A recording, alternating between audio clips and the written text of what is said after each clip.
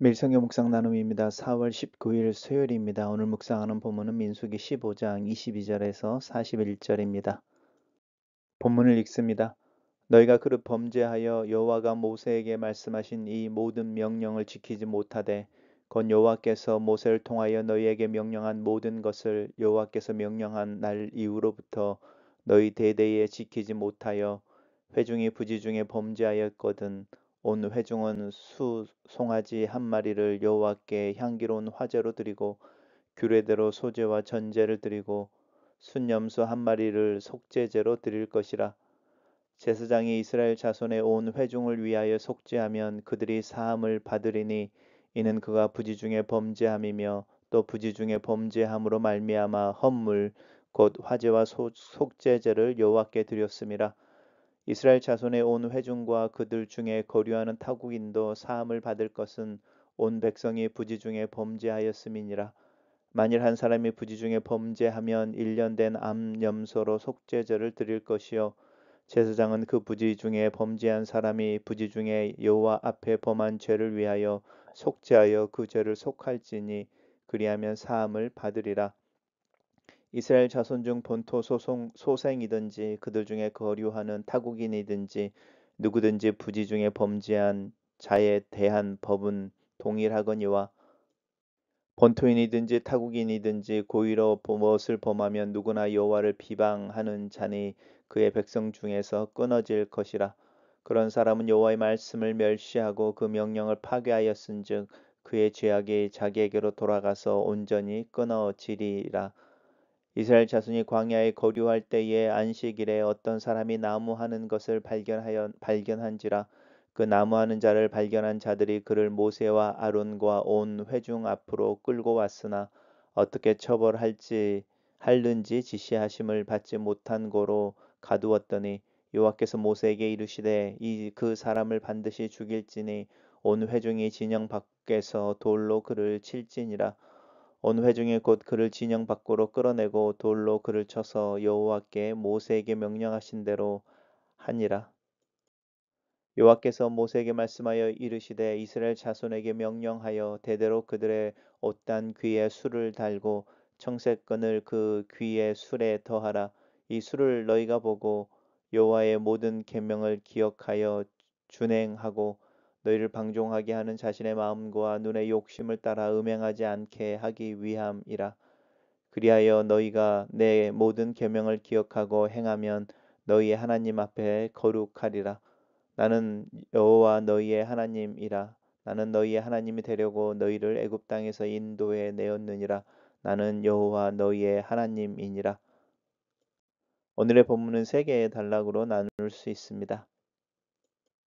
첫 번째 단락에서 너희가 그릇 범죄하는 것에 대해서 이야기하는데 우리가 내용을 잘 읽어보면 한 개인의 이야기보다는 회중 전체를 먼저 이야기하고 있습니다. 특별히 여호와께서 모세를 통하여 너희에게 명령한 모든 것을 여호와께서 명령하신 그 날부터 지켜야 하는데 지키지 못한 경우에 특별히 부지 중에 범죄하였을 때 알지 못하고 그래서 그것을 지키지 못했을 때에라고 하는 부분입니다. 이것은 전체 회중이라고 하는 커뮤니티 전체가 하나님 앞에서 부지 중에 범한 죄에 대해서 속죄함을 받는 것에 대한 이야기를 하고 있습니다. 수송아지 한 마리를 잡고 불에 태워서 화제로 드리는 거죠. 불로 태워 드리는 것과 소제라고 하는 가루를 만드는 것, 기름을 넣어서 그리고 전제라고 하는 것은 포도주를 또 올리브유인데 보통 포도주를 붓는 것이죠. 제물 위에 이렇게 해서 속죄제를 하나님 앞에 드릴 것에 대해서 이야기하고 있습니다. 이 부지 중에 범죄함으로 드리는 제물 그리고 그 다음에는 이제 개인이 부지 중에 범하게 됐을 때 이야기합니다. 이때는 암염소로 속죄제를 동일하게 드려라라고 이야기하고 있고 제사장이 그를 위해서 이제 제사를 지낼 때에 그가 하나님 앞에서 그 부지 중에 행한 죄라고 하는 그 죄를 사함을 받게 될 것이다. 그리고 이것은 이스라엘 자손의 본토 소생이든지 거류하는 타국인이든지와 상관없이 다 동일하게 적용되어진다. 이렇게 이야기하고 있습니다.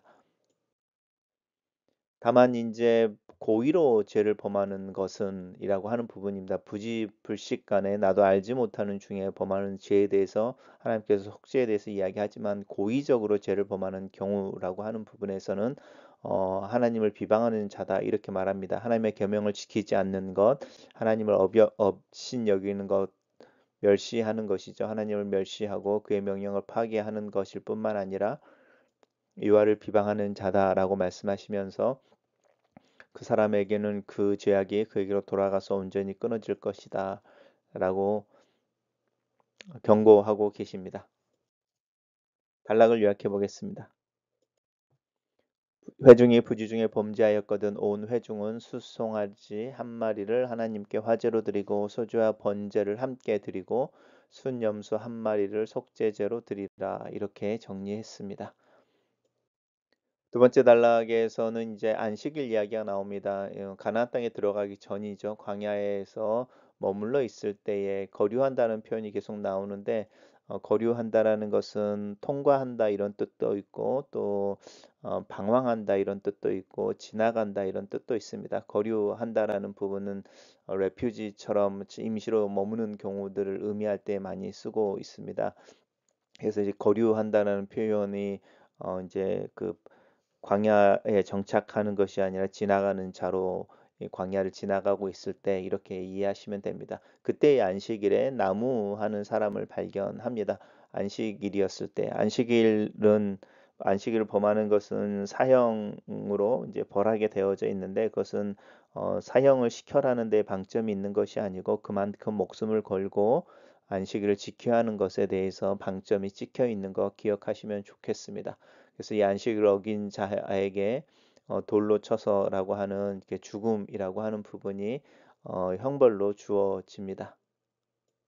단락을 요약해 보겠습니다. 이스라엘 자손이 광야에 거할 때에도 안식일을 지키지 않고 일한 사람은 온 회중이 진영 밖에 돌로 그를 쳐서 벌하게 하신다. 이렇게 정리해 봤습니다. 마지막 단락에서는 하나님께서 모세에게 이야기를 하시는데 이스라엘 자손 대대로 그들의 옷단 귀에이니까요. 옷단 귀에 술을 만들고 청색끈으로 그 귀에 술을 더하라. 우리로 하면은 놀이개 같은 거라고 생각하시면 되죠. 그렇게 이제 술이라고 하는 이렇게 끈으로 이렇게 작은 이렇게 예쁜 장식용 그 끈들을 볼 때에 하나님의 계명을 기억하는 겁니다. 그리고 기억하는 것에서 끝나는 것이 아니라 준행하는 것이죠. 그래서 이것이 이제 방종하는 자신의 마음과 눈의 욕심을 따라 음행하지 않게 하려 함이다라고 말씀하고 있습니다. 단순히 육체적인 음행을 이야기하는 것이 아니고 그 우상 숭배라고 하는 부분들 또 하나님 말씀을 지키지 않고 하나님을 비방하거나 또 하나님을 업신여기고 다른 신들을 향하게 되는 것, 또 그 욕망을 따라 행하는 이 방종이라고 하는 부분들을 경계하기 위해서 우리가 이제 손에 쥐고 있을 수 있는 것을 옷자락에 옷단기에 이제 끝에 어, 달아 매서 움직일 때 그것이 느껴지지 않겠습니까? 그것이 느껴질 때마다 여호와의 모든 계명을 기억하고 준행하는 것에 강조를 하고 있습니다. 그리하여 너희가 내 모든 계명을 기억하고 행하는 것이죠. 그래서 믿음이라고 하는 부분입니다. 그러니까 기억하고 행하는 것을 통해서 하나님 앞에서 거룩해집니다. 그래서 거룩이라고 하는 부분은 하나님과 나의 관계 속에서 내가 하나님을 향하여 합당한 태도 또 행동으로 내 위치에 있는 또 내 마음을 표현할 때 얻어지는 또 하나님에게서 용납받게 되는 또 인정받게 되어지는 것이 거룩이시지 종교적인 어떤 역할이나 액티비티로 거룩해지지 않습니다. 그때 하나님께서 말씀을 해서 계속 반복합니다. 왜 그런 이야기를 하시는지. 나는 너희의 하나님이다. 나는 여호와 너희의 하나님이다. 여호와라고 하는 것은 나는 나다라고 하는 뜻인 것이고 나는 약속한 것을 내가 반드시 지킨다. 이런 의미가 여호와라는 이름 속에 들어 있습니다. 나는 너희의 하나님이다. 다시 한번 반복되어지죠. 나는 너희의 하나님 여호와다. 내가 너희의 하나님이 되려고 너희를 애굽 땅에서 인도하여 냈다라고 하나님께서 하나님의 마음을 이스라엘에게 표현하시면서 하나님 말씀에 대해서 귀를 기울이고 순종할 것을 요청하고 계십니다. 단락을 요약해 보겠습니다. 여호와께서 모세를 통해 이스라엘에게 그의 옷단 귀에 술을 만들고 청색 끈을 그 귀에 술에 더하고 이 술을 보고 여호와의 모든 계명을 기억하여 준행하여 하나님 앞에 거룩하라고 하신다. 이렇게 정리해 봤습니다. 매일 성경 교재에 나와 있는 묵상의 내용입니다. 하나님께서 실수로 죄를 지었을 때 용서받을 수 있는 법을 가르쳐 주십니다. 공동체는 숫송아지와 순염소를 드리고 개인은 암염소를 드립니다. 제사장이 죄를 씻겼음을 선언하면 공식적으로 죄사함이 인정됩니다. 언제든지 하나님은 죄인을 용서하실 준비가 되어져 계시는 것 같습니다. 실수를 감추거나 피하지 않고 합당한 예를 갖추고 하나님 앞에 나아가면 하나님께서 기꺼이 맞아주시고 그 죄를 사해 주십니다. 백성이 죄에 얽매여 자유와 기쁨을 누리지 못할 때 그것을 해결해 내는 자유를 회복하는 예법을 이스라엘 백성들에게 주는 그 하나님의 심령을 또 심정을 헤아려 봅시다. 은혜는 하나님 앞에 나아가는 예배는 하나님께 나아가는 하나님의 은혜의 통로임을 기억해야겠습니다. 하나님께서는 고의로 죄를 짓는 이들은 언약 백성이 되지 못하게 하실 것입니다. 이스라엘에게 가장 중요한 것은 하나님과의 바른 관계, 곧 언약 안에서 누리는 사랑과 자유입니다. 하나님을 거역하는 의도를 품고 죄를 범하는 것은 이미 하나님의 백성 되기를 포기한 것이고 하나님과의 언약 관계에서 떠나 알면서도 죄 가운데 거하고 있다면 속히 돌이켜야 합니다. 금식이 음식을 굽는 날이라면 안식일은 이를 굽는 날입니다. 음식과 일은 모두 인간의 생존을 위해 없어서는 안 되는 것이기에 때로 인간은 하나님의 도우심을 망각한 채 그것 때문에 자신이 생존하고 있다고 착각할 수 있습니다. 이 명령을 거절했다는 것은 하나님을 멸시하는 것이고 하나님의 전적 은혜를 인정하지 않았다는 또 않겠다는 뜻입니다. 하나님과 교제를 소홀히 할 만큼 일에 파묻혀 산다면 고의로 죄를 짓고 있는 것은 아닐지 고민해 봐야 합니다. 청색은 당시 왕족들이 사용하던 색입니다.